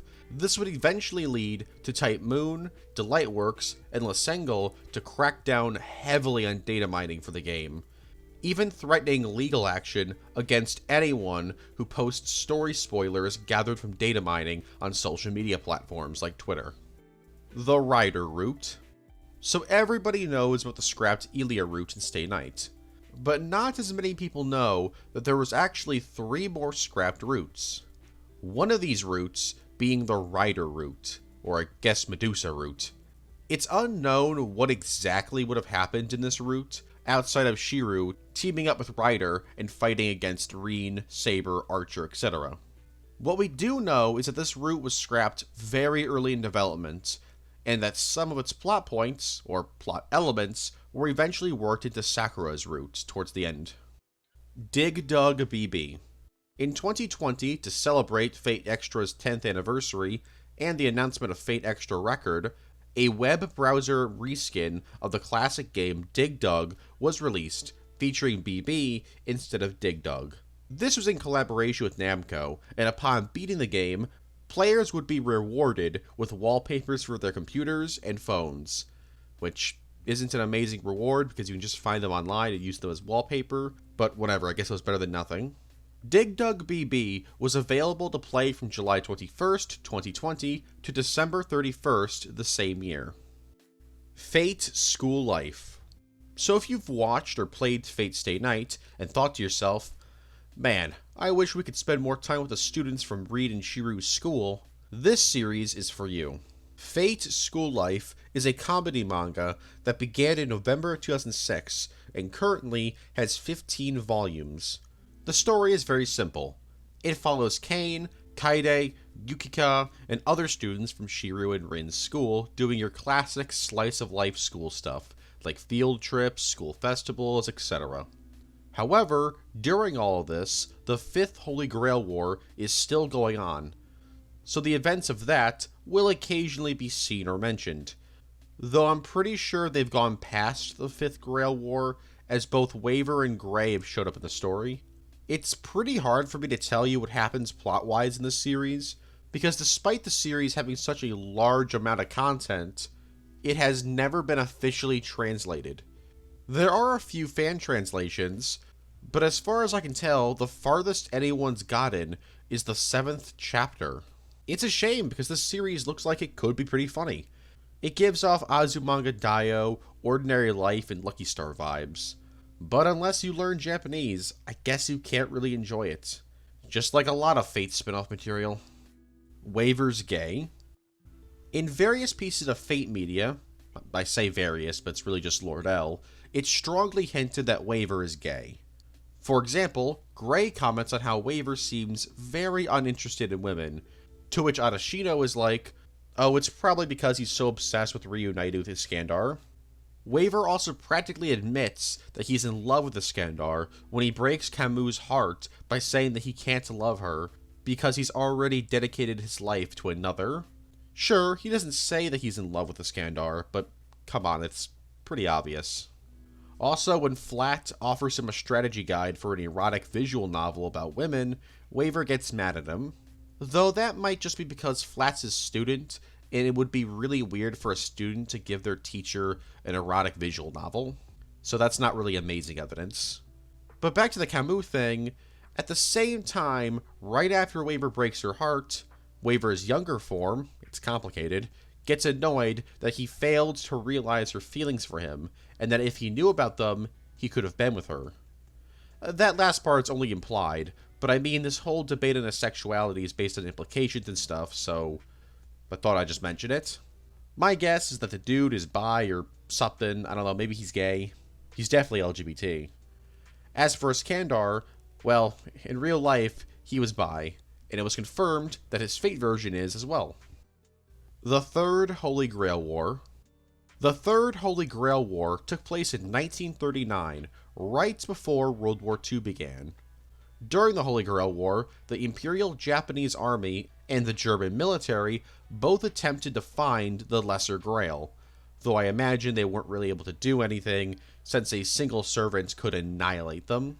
However, during the war, the Lesser Grail was destroyed, and so the war ended since there was no point to it anymore. Unlike the First and Second Holy Grail Wars, we actually do know some of the servants who took part in this war. Agra Minyu, aka Avenger from Fate Hollow Ataraxia, was one of these servants, and was summoned by the Icebergs. He didn't really do too great in the war, and was actually defeated pretty early on, though him dying during the war actually contaminated the Greater Grail.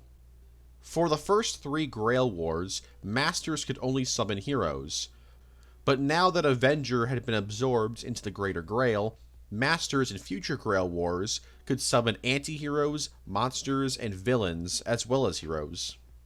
Then there was also a Saber class, which we don't know who this Saber was, but we do know that whoever this Saber was had 2 Masters from the Edelfelt family.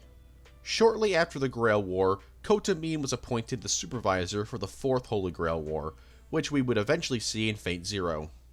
Also, I know I called him Kotamine earlier, I don't know why I did that. Oops. April Fool's Games. Type Moon has released various different Fate mobile games for April Fool's Day. most of which were Japanese exclusive. The first was Fate Grand Order Guten Tag Omen in 2017.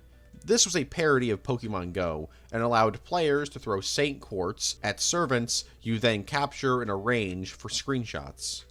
Next, in 2018, was Fate Grand Order Guten Tag Omen Adios, which was a sequel to the previous game. Instead of being a direct Pokemon Go parody, this game was a 3D shooter that had you shoot a bunch of copies of servants, and that's how you were able to capture them. Next was Fate Grand Order Quest in 2019, which was a 2D retro game primarily based on the Dragon Quest game series. Next, in 2020, was Fate Grand Order Minecraft Lost Belt.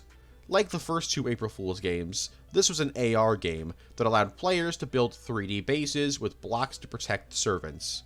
You could then also play 10 story missions and fight player-made bases. In 2021, there was Fate Freedom Order, which was a parody of Fate Grand Order, and was about chibi versions of the servants fighting each other in a rock-paper-scissors game. Most recently, in 2022, there was Fate Pixel Wars, where you take control of a giant swarm of chibi servants and destroy other groups of servants with less servants than you. Now, while all of these were Japanese exclusives, in 2019 and 2020, two games were released in North America. The first one being Fate Grand Order Flippin' Summon, which was just one of those match the cards games. And in 2020, Fate Grand Order Pinball was released, which was just pinball. But you could unlock bios for almost 200 servants, though these bios were written in epic Doge meme speak, so that's something. Garden of Avalon. Released in March 2015, Garden of Avalon is a novel that retells the story of King Arthur through the point of view of various different characters.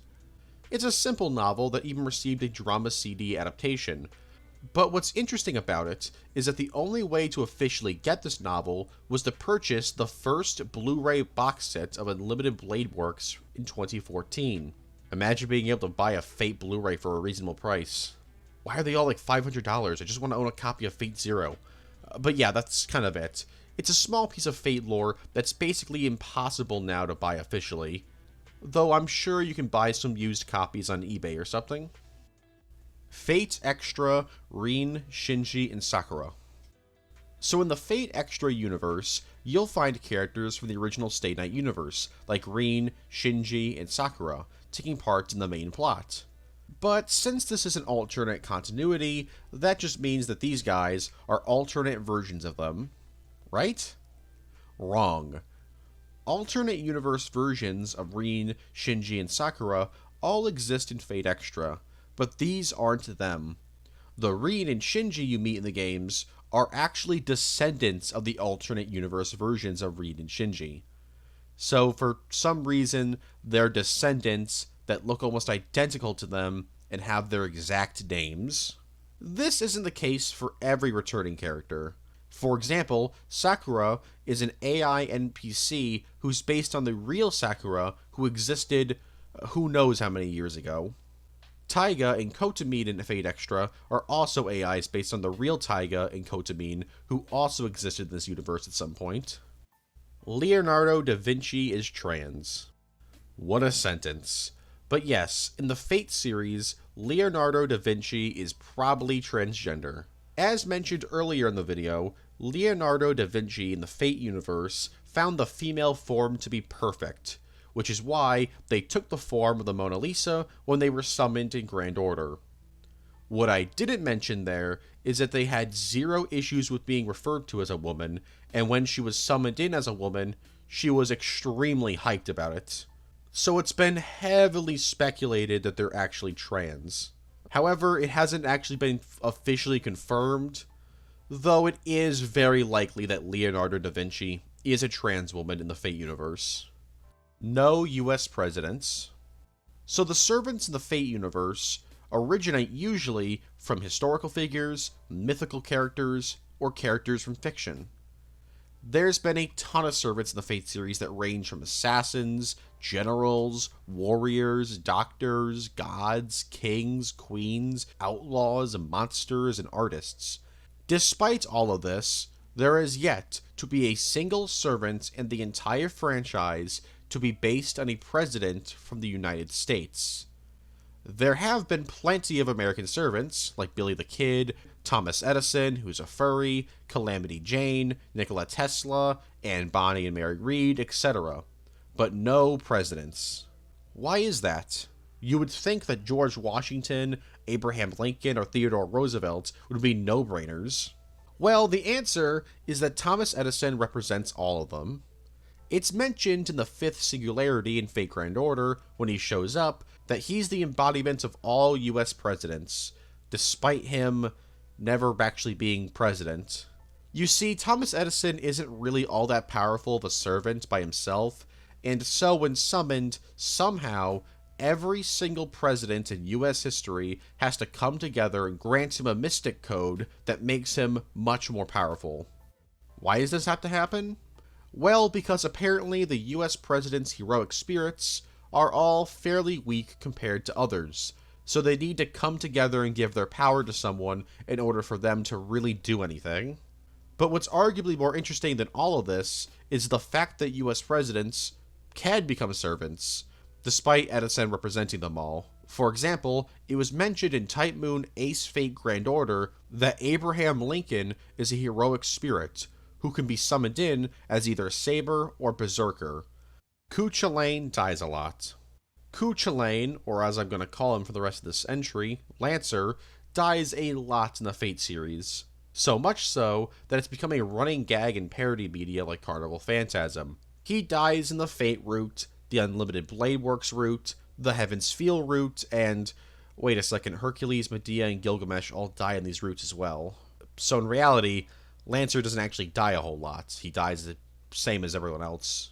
So why exactly is he known for dying so much? Well, it's detailed in Fate side material. Lancer's heroic spirit is capable of returning from the most dire of situations alive. So it's very likely the reason he's killed off so many times in Carnival Phantasm is because the creators of the show are taking this literally for comedic effect, having an excuse to bring him back every episode despite killing him off. Well, there's that, and then also in the Fate universe, the Lancer class has insanely low luck stats. Fate Lost in Harryar. Beginning in December of 2022, Fate Lost in Harryar is a series of light novels and is a sequel to Fate Apocrypha, taking place 10 years after Apocrypha in Oslo, Norway. The story is of the double subcategory Holy Grail War, which is different from other Holy Grail Wars as each master can summon in 2 servants to fight as a pair. It's also now against the rules to kill other masters, and this Grail War isn't actually super big. There are 8 servants, however, there's only 4 masters, so it's a 4-way fight. While the story mostly focuses on the Holy Grail War, the story does flash back to 9th century Scandinavia at times to show the origins of the 2 main servants in the story, Aslog and Ragnar. As for the other servants in the story, there's... I don't know how to pronounce that. He's a werewolf, and that's pretty cool. Percival is here as well, and as for the other servants, I have no idea, because they haven't been revealed yet. This series just started less than a month ago, so there's obviously no translation, so information on it in English is extremely hard to come by.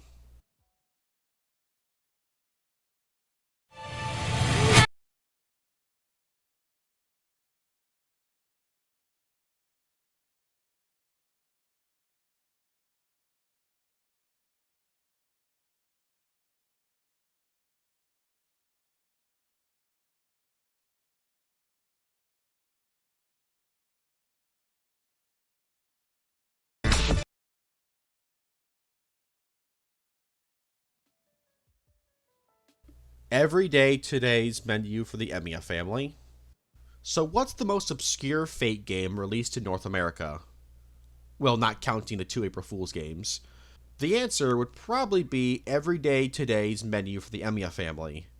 Yes, the cooking slice-of-life manga turned anime was turned into a cooking game, and was released exclusively on the Nintendo Switch in Japan in April 2021 and June 2021 in North America. It's also a download-only title, so it's probably going to get delisted one day.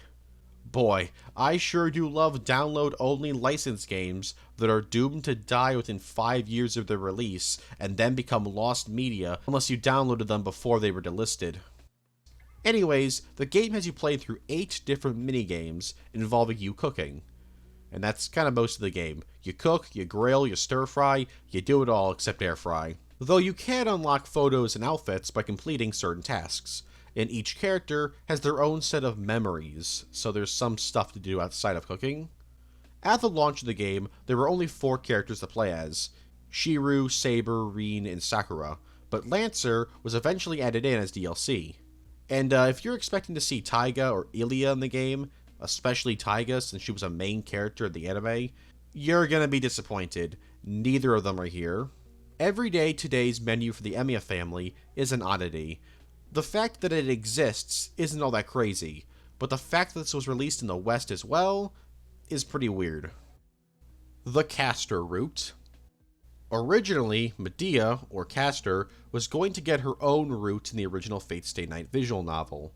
Unlike Ilya and Ryder's scrap routes, however, none of the story material in Caster's route were incorporated into the final game. However, we do know some plot elements from her route.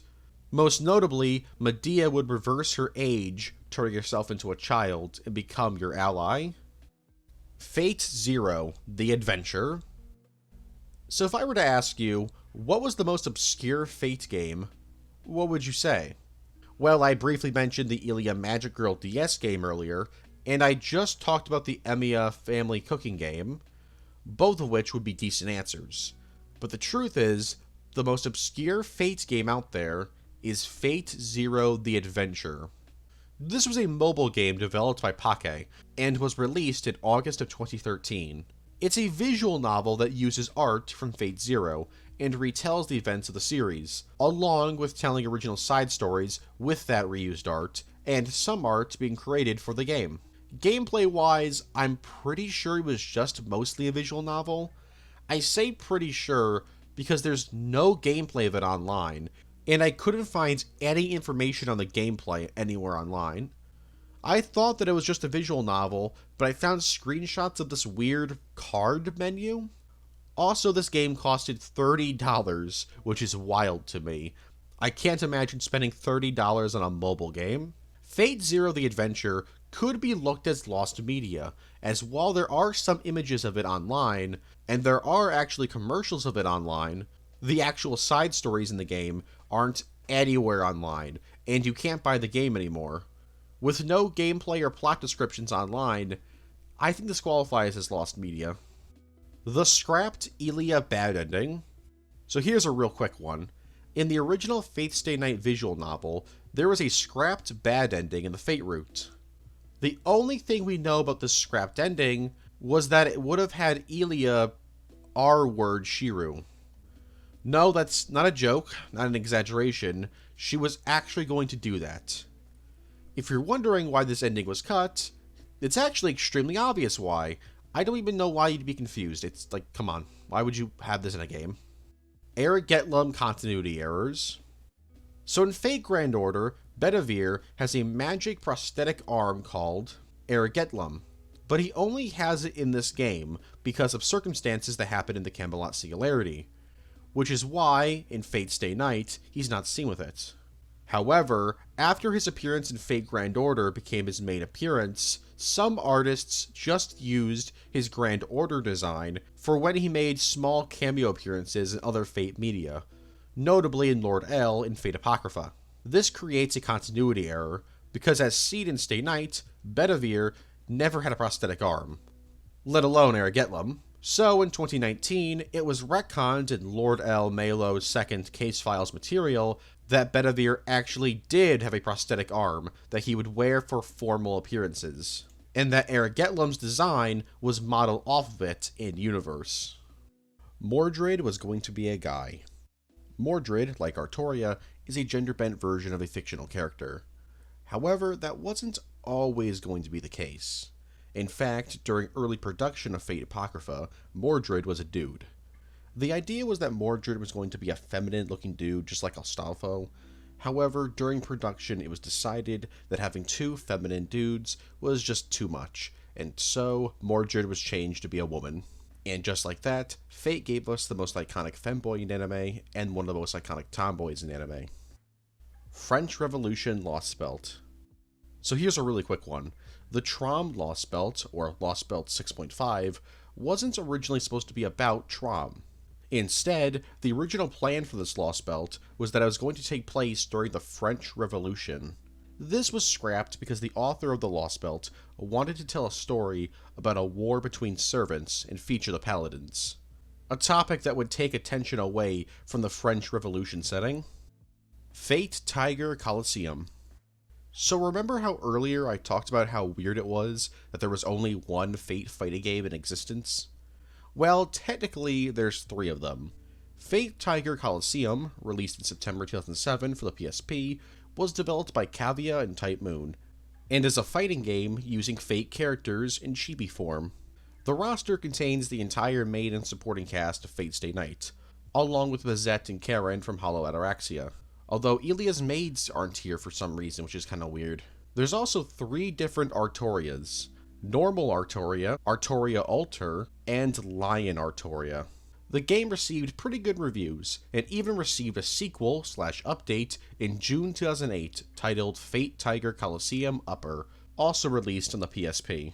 It contained various new characters like Avenger, Neco-Arc, Emiya's dad, Ilia's mom, and yet neither of the maids. Sad. While a 3rd installment would never be made, 2 one-shot mangas and a drama CD were created. Capsule Servant. Released in November of 2014, packaged with the PS Vita port of Fate Hollow Ataraxia, Capsule Servant is a side-scrolling tower defense game where you play as either Shiru, Rin, Waver, Hakuno, Sakura, Shinji, Luvia, Bazette, or a bunch of other characters. Players travel around the map battling other masters, using multiple chibi servants in order to destroy the opposing master's tower or base. It was such a popular side game that in 2019 it was turned into a standalone game and released on iOS and Android phones, exclusively in Japan. Were you really expecting anything else? The Stray Servant. So I've mentioned that there was a second Shielder in the Fate franchise. Well, that's not entirely true. It's kinda true. You see, MASH from Grand Order originates from a scrapped character from the original Fate Stay Night visual novel, known as the Stray Servant, who would have been a, quote, abandoned puppy-type heroine. Very weird description. She was going to be a servant who took part in the 4th Holy Grail War and killed her master, living on Earth until the 5th Holy Grail War, much like Gilgamesh. She would have also been Artoria's rival. While she would end up being cut from the game, when Studio Dean began production adapting the Fate route, they actually toyed with the idea of bringing this character back. In Dean's Stay Night, it was planned at one point for her to replace Assassin as the gatekeeper to the temple. When Artoria would fight her, she would realize that the Stray Servant was actually Galahad. But that idea was scrapped and replaced with the idea of a girl named Tachi being in the story. She would have died in the fire at the end of the 4th Holy Grail War, but was resurrected by a necromancer for the 5th Holy Grail War, so that her body could be used as a vessel for the necromancer's servant, Galahad. Her dying in the fire would cause her to hate Shiru, blaming him for not saving her, though she would eventually come around and sacrifice herself for Shiru. Despite all these plans being scrapped, the idea of a Shielder servant using Galahad's heroic spirit would be reused for Fate Grand Order. Scrapped Fate Extra endings. Fate Extra has 3 different scrapped endings. The first had you being given the option to not save anyone and go face twice alone. Hakuno would then wish for peace and disappear. Then there was going to be an ending where you'd be given the option to not save anyone, but also be given the dialogue option, I can't really deny his words, which would have had Hakuno give up and take twice his place in the moon cell. And finally, there was going to be a Leo route, where if Hakuno had all the command spells by the time they face off against him, they would have been given the option to save him. This route would end with Hakuno emailing Leo the location of their body, implying that Leo will eventually use the Haraway Foundation to revive them. Medea has a daughter with a human. So this is a weird one. There's a manga series called Hara no Miyako. It's primarily a spin-off of Sukaheim, though there are some fake characters that do appear in it. It takes place in its own continuity and lasted 3 volumes before being cancelled, though it would be revived on Pixiv by the original author with Type Moon's blessing. Anyways, in the story, there's a character named Ami Kazuki, who is the daughter of Tsuchiru Kazuki from Fate Stay Night. As for her mother, they're never actually named. However, it is stated that her mom is Greek. This has led many people to speculate that in this continuity, Medea had a daughter with Tsuchiru. It's very likely that in this universe, Medea isn't actually a servant, so it's not like, crazy that she had a kid. But who knows? Maybe she is a servant in this universe, and servants can have kids. Fate Stay Tuned. In 2007, in response to the original visual novel and the 2006 Studio Dean anime being extremely popular in Japan, the website Animate TV created an internet radio show about both the show and the visual novel that starred the voice actresses of Artoria and Rin. During the show, they'd read viewer mail, with the actresses for Taiga and Ilya recreating the Taiga Dojo portions of the visual novel. They would also do some challenges and some other stuff. The series ran from February 2007 to September the same year, but it would return in late 2009, now titled Fate Stay Tuned Unlimited Radio Works. This was the same show basically, but now rebranded to advertise the 2010 Studio Dean Unlimited Blade Works film. This time, Archer's voice actor would host, with Artoria and Rin's voice actresses taking turns hosting between episodes. Thankfully, this show isn't actually lost, like a lot of other radio shows. Every episode was released in volumes, and can be found online fairly easily. Tsukihime Fate Grand Order April Fool's Day Prank. In 2019, YouTube user Let's Go to the Kitchen, I don't think that's right. Anyways, they created an April Fool's Day animation showing a hypothetical Fate Grand Order Tsukihime crossover. This got a ton of people hyped, but then the realization kicked in. It was fake. Still, a pretty great piece of animation that tricked a ton of people. They also created a Gundam crossover April Fool's Day video in 2018, though I doubt this one tricked as many people. The Shinji route. So this is probably the most obscure scrapped route in Fate Stay Night. Yes, at one point in production, there was going to be a route where you'd team up with Shinji. It wouldn't be a romance like other routes, but instead would be an exploration of Shiru and Shinji's friendship, and players would have been able to see that there was some good in Shinji after all. Too bad any of the good in him is outweighed immensely by what he did to Sakura. The nightmare that was the production of Observer on Timeless Temple. Production on the first story arc of Fate Grand Order, Observer on Timeless Temple, was a nightmare. Mostly the final few months of production, as Delightworks and Type Moon were rushing to finish Babylonia and Solomon in time for the deadline, that being the end of 2016. Not only did they have to create these singularities, but also the development team needed to finish up multiple new servants to throw into the game, and the team needed to create new music remixes for each Demon Pillar boss fight in the Solomon singularity, only because Nasu requested it days before it was released. Also, they had to finish up both the Christmas and Halloween 2016 story events. Because of all this, both Type Moon and Delightworks decided to never do something like this ever again, and so major story releases were spread out significantly longer to make sure that the developers had enough time to actually finish them. Team Midder 2015. So Type Moon really likes April Fool's Day. And for 2015's April Fool's Day, they created over 25 different Twitter accounts that told a story. This wasn't the first time they did something like this. In 2010, they also created a bunch of Twitter accounts for Fate characters, though it seems that most of these tweets are lost. As for the 2015 run, in order to get the whole story, you had to go through each account, which was created as if a character from Fate had actually created it. Unfortunately, all of these accounts have been deleted. Thankfully, all the tweets were archived, and I'll leave a link in the description to it in case you want to read the thousands upon thousands of tweets sent out. As for the story the tweets were telling, it was mostly about a fictional idol agency called Imperial Roma. I'll end this entry with one of the many images created for the event. I don't like it. I hate it even. Evil. Hijikata Tojisu was going to be a woman. Hijikata Tojisu was originally going to receive the classic Fate gender swap, meaning that he would be a she. This, however, was scrapped sometime in production, as he ended up being like his real-world counterpart, a dude. The gender swap was rejected, most likely because Okita Soji, in her Grand Order profile, mentioned Hijikata being a guy, and since Okita was added into the game before him, it would have been a retcon to change his gender. Fate Zero Next Encounter. Developed by Contaride and released in 2012, Fate Zero Next Encounter was a social game about various what-if scenarios, like what if Waver was Lancer's master, or Reen as a kid was a master in the Fourth Holy Grail War. While mainly focused on the Fourth Holy Grail War, there was some content that did what-if scenarios for the Fifth Holy Grail War. As for Next Encounter's gameplay, it was a card game. How did the card game work? I have no idea. Just like with the adventure, no gameplay of Next Encounter exists online, and so Fate Zero Next Encounter is a kinda lost game. Sensha Otoko.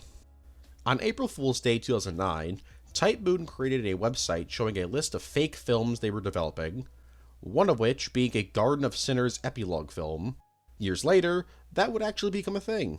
But that wasn't the only fake film here to be given an actual adaptation. Sensha Otoko, A True Tank Story, was one of the many fake films, and like a lot of other fake films, it was a parody of an existing piece of media, Densha Otoko. It promised to tell the story of Iskandar falling in love with a gender-bent Waver after saving her from being harassed. Due to Iskandar never actually having a girlfriend, he begins to ask his otaku friends online for advice. Now, obviously this was just a joke at the time. Nobody in 2009 thought that this would actually happen. While an anime or film adaptation of this never happened, a one-shot manga adaptation of it was released in August 2012 as part of the Type Moon 10th Anniversary Phantasm book.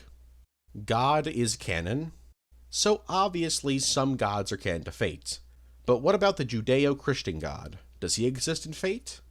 Well, actually, he does. He's never appeared directly, only having been mentioned. For example, Jeanne says that she's heard him, and Solomon says that he was given instructions from God. As for Jesus, yes, he exists in Fate as well. It's mentioned in Fate Grand Order Material 1 that Martha actually met him and was alive during his crucifixion. Also, the dude that stabbed Jesus with a spear, Lucius Longinus, actually became a servant in Fate Requiem. Also, his spear was given holy powers because apparently if you touch Jesus' blood, you get powers. So yeah, Jesus exists in a variety of different Fate timelines. Now, can Jesus and God be summoned as servants? Probably not. God is literally the creator in this universe, so I doubt he could be summoned. And as for Jesus, maybe he could technically be summoned, but you will never see this in a story, because I don't think Type Moon wants to create a controversy by using Jesus. And knowing Type Moon, there's a pretty good chance that if they used Jesus, he would end up being a little girl or a big-boobed waifu.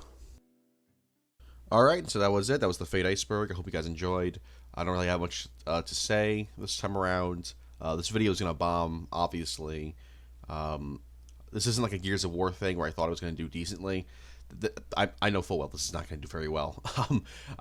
Truth is, as much as I love the franchise, I only went ahead and made this because there was a vocal minority of people of my audience that will not let me forget that I said about a year and a half ago, I think. I don't know when I said it, but it was definitely over a year ago that I was going to make a Fate Iceberg.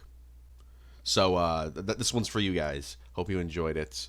The Fate franchise is really weird and I shouldn't say convoluted, but it's really complex.